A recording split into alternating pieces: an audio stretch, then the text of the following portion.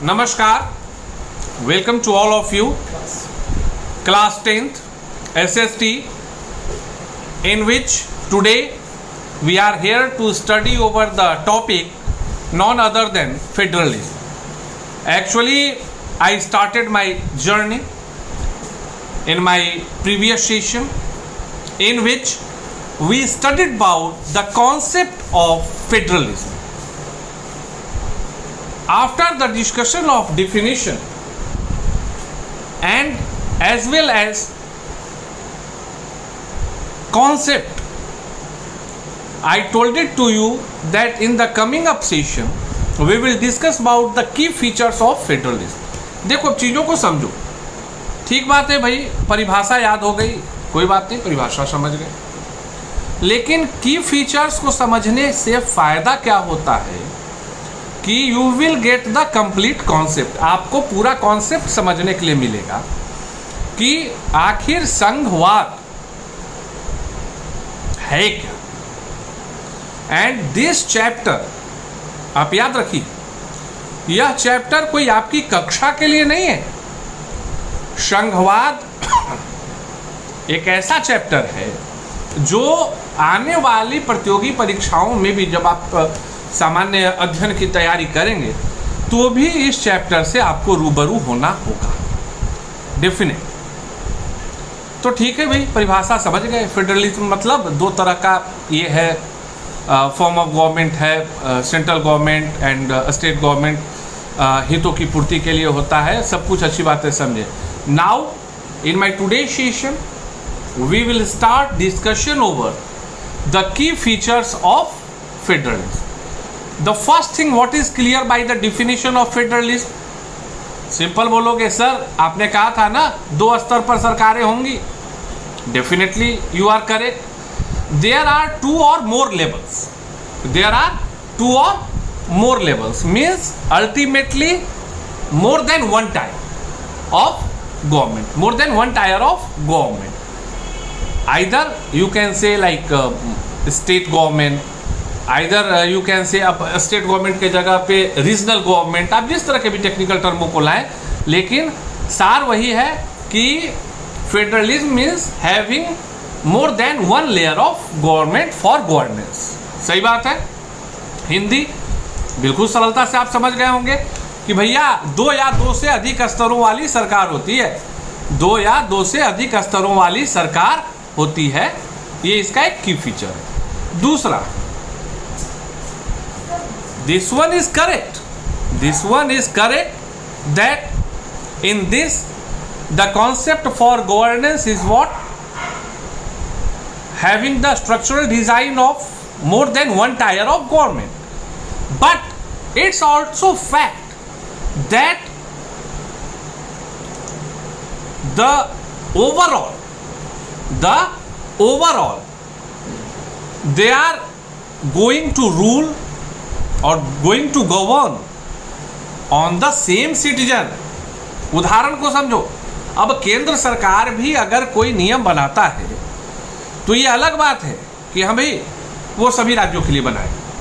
बिहार सरकार बिहार के लिए बनाई, लेकिन बिहार की जनता के लिए, इससे अच्छा से आप उदाहरण नहीं समझ सकते हैं. बिहार की जनता के लिए बिहार सरकार भी नियम बना रही है और साथ में केंद्र सरकार भी नियम बना रही है. मतलब the citizen is same for the both level of governance. ये बहुत बड़ी चीज है जो कि आपको समझना है. फर्क यही है कि जो रीजनल और स्टेट गवर्नमेंट है, they are having the power for making rules for their concern citizen only, and the central government is having power for making rules for the citizen of all over the country. केंद्र के पास बस यह एक विशिष्ट गुण होता है. तीसरा चीज जो मोस्ट इंपॉर्टेंट है, जो आपको समझना चाहिए कि the jurisdiction of respective level और टायर्स, मल्टी टायर्स मैंने कहा, और tiers of government are specified in the constitution. फिर से समझिए, द जुडिक्शन मतलब जो सीमा है वो संविधान में तय है कि किसकी सीमा कहाँ तक है कानून बनाने की. हितों में टकराव नहीं होगा. ऐसा नहीं है कि हर चीज पर दोनों सरकारें मिलकर ही कानून बनाएंगी. कुछ अधिकार क्षेत्र ऐसे दिए गए हैं संविधान के द्वारा जिसके आधार पर केंद्र सरकार मतलब एक लिमिटेड क्षेत्र के लिए कानून बनाएगी अपनी सीमाओं में और राज्य सरकार अपनी सीमाओं में कानून बनाएगी। तो इस चीज को समझना है कि the jurisdiction of the respective level और tiers of government are specified in constitution so that existence and authority of each tier of government is constitutionally guaranteed. इस चीज को बिल्कुल आपको जो है समझ लेना है कि भाई विभिन्न स्तरों की सरकारों के जो अधिकार हैं वो संविधान में स्पष्ट हैं, इसलिए संविधान सरकार के हर स्तर के अस्तित्व और प्राधिकार की गारंटी और सुरक्षा देता है, मतलब हितों का टकराव नहीं होने देगा। इस बात की चर्चा। The another important key feature, actually key feature है ना, इसलिए we have to discuss each and every key feature very minutely. अब अगला क्या आता है आपका, the fundamental provision of the constitution can not be unilaterally changed by one level of government. Such changes require the consent of both the level of government. इस चीज को आप समझो कि भाई इस लाइन का मतलब क्या हुआ, what is the meaning of that line? It means that it is very clear to all of us कि संविधान के मौलिक प्रावधानों को किसी एक स्तर की सरकार अकेले नहीं बदल सकती है। गौर से सुनिएगा, संविधान के मौलिक प्रावधानों को किसी एक स्तर की सरकार सिर्फ अपने में सक्षम नहीं है बदलने के लिए, बल्कि यह जो बदलाव होगा वह दोनों स्तरों के सहमति से ही होगा। इस चीज को समझ लो। अब जैसे देखो, अब एक छोटा सा मैं उदाहरण देता हूं। एक बड़ा ही कॉमन उदाहरण है, अभी मेरे दिमाग में आया, तो आप चीज़ों को तभी आसानी से समझोगे जब उदाहरण के साथ उस चीज़ की व्याख्या की जाए।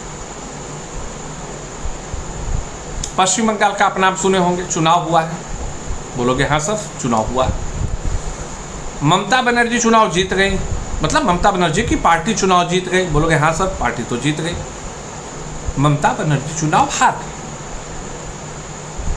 टॉपिक गर्म है, इसलिए सवाल कि ममता बनर्जी को पराजित किसने किया, तो सीट थी नंदीग्राम और पराजित करने वाले व्यक्ति का नाम था शुभेंदु अधिकारी, जो कि पहले तृणमूल कांग्रेस के ही से जुड़े।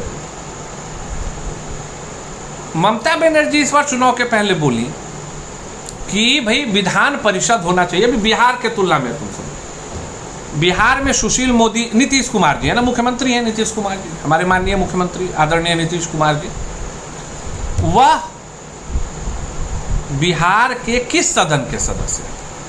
विधानसभा के? जी नहीं। विधान परिषद के? जी हाँ। विधानसभा के सदस्यों को अंग्रेजी में मेंबर ऑफ लेजिस्लेटिव असेंबली कहा जाता है, एमएलए, और उसको लेजिस्लेटिव काउंसिल कहा जाता है Vidhan Parishad, member of legislative council, MLC. MLA में चुनाव लड़ना है, एमएलसी में बहुत सारी प्रक्रियाएं होती हैं, अप्रत्यक्ष चुनाव होता है। अब पहले अभी आपको एक क्वेश्चन मैं दे देता हूं कि आप उन राज्यों का नाम लिखें जहां विधान परिषद है। पहले बंगाल में विधान परिषद था, राज्य सरकार ने अनुशंसा की, हटा दीजिए, जरूरत नहीं है, वामपंथी सरकारें थी, केंद्र सरकार ने अनुमोदित कर दिया, हट गया। अब ममता बनर्जी ने कहा कि भाई नहीं चाहिए, मतलब चाहिए, हमें भी विधान परिषद चाहिए।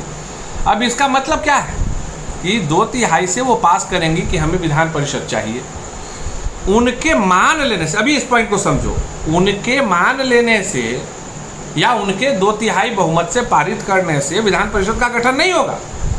फिर वह मामला केंद्रीय सदन में जाए और वहां से स्वीकृति मिलने के बाद वहां से यह प्रस्ताव पारित तो होगा और तब जाकर राज्य में विधान परिषद का गठन होगा।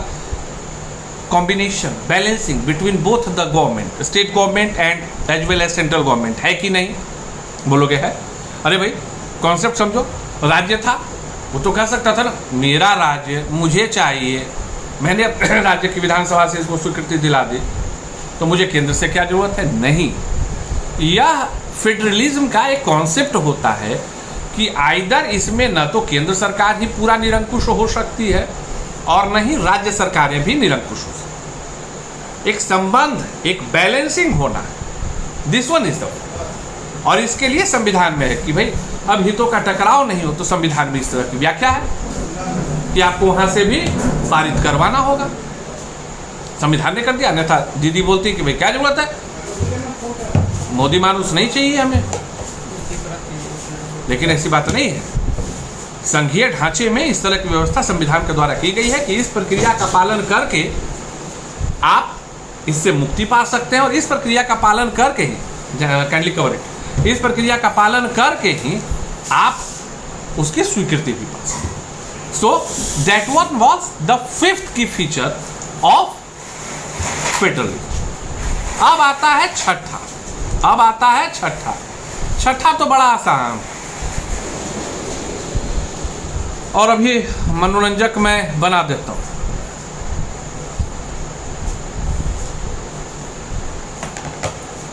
छठा जो पॉइंट है बहुत इंपॉर्टेंट, सोर्सेज ऑफ रेवेन्यू।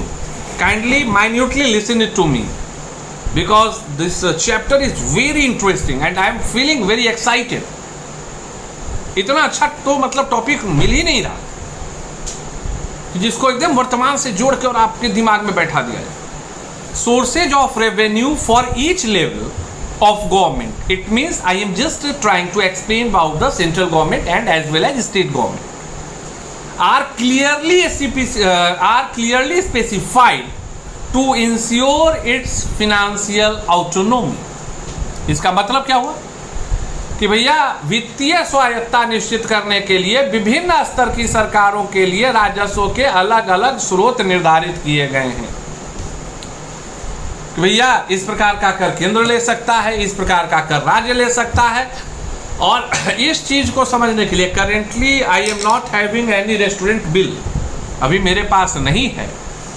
इस चीज को मैं सरलता से उस बिल को आपको दिखाकर समझा देता। और अगर आपके घरों में बिल है, आपने कभी कहीं सामान खरीदा है या कुछ भी है जिसमें जीएसटी का नीचे आप देखिए कि मेंशन हो, तो आप बड़ा देखिएगा बाकायदा। जैसे मान लीजिए कि भैया जीएसटी 18% है, तो मान लीजिए कि 100 रुपए का 18 रुपया हुआ, उसमें क्लासिफिकेशन क्लियरली रहेगा 9% to central government GST, 9% SGST, CGST, central GST, SGST. मतलब 18 रुपए कर पब्लिक से लिया गया, आधा केंद्र सरकार को गया, आधा राज्य सरकार।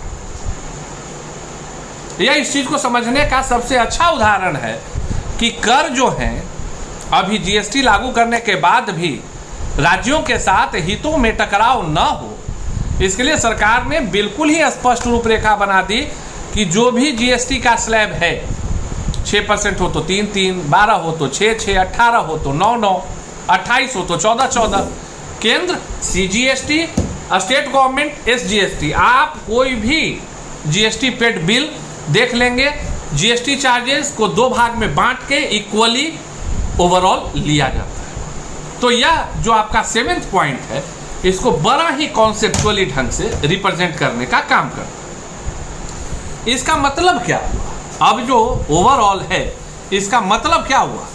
इट मीन्स फेडरलिज्म, एक तरह से एक बात जो बिल्कुल स्पष्ट है, जो हम लोगों को समझनी चाहिए कि द फेडरल सिस्टम दस हैज डुअल ऑब्जेक्टिव, दोहरा उसका जो है एक तरह से दोहरे उद्देश्य है। एक देश की एकता की सुरक्षा करना और इसके साथ ही क्षेत्र की विविधताओं का पूरा ध्यान रखना। यह जो है इसका डुअल नेचर है, और यही जो डुअल नेचर है यह इस चीज को महान बनाता है। और अब ये अलग बात है कि केंद्र और विभिन्न राज्य सरकारों के बीच सत्ता का बंटवारा हर संघीय सरकार में अलग अलग किस्म का होता है, जिस पर चर्चा हम नेक्स्ट टॉपिक में करेंगे। तब तक के लिए पढ़िए, make the fact, make the content. We will meet again. Thank you. जय।